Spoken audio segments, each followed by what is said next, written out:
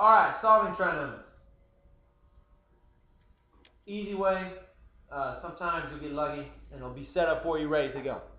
You're going to factor it just like you would previously discussed in factoring trinomials, and then you set it equal to 0 and solve. I will show you. So the first thing we need to do is factor. This bad boy factors into x plus 4, x plus 1. Alright?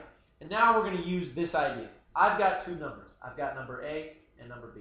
I multiply these two numbers together and their product is 0. Now you don't know which one, but you know that one of those two numbers, A or B, had to be equal to 0.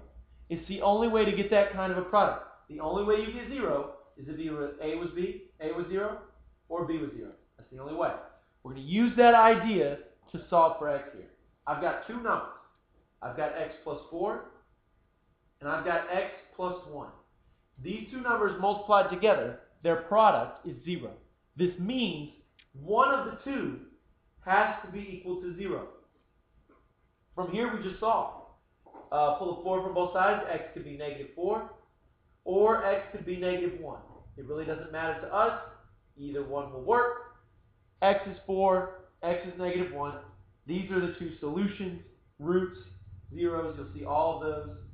Roots, zeros, solutions. Once you graph this, this is also the x-intercept. But anyway, that's how you get it. You solve, you get the factoring.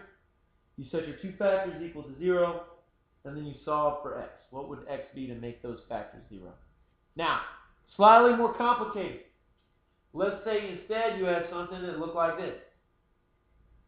2x squared is equal to, 5x plus 3. Alright? So I've got this equation. Want to solve it. Got to get everything to one side.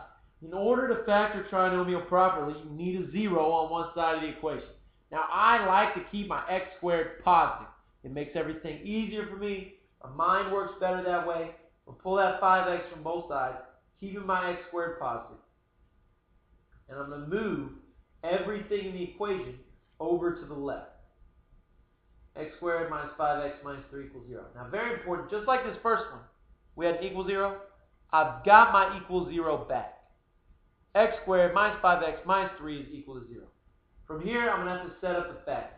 2x and x.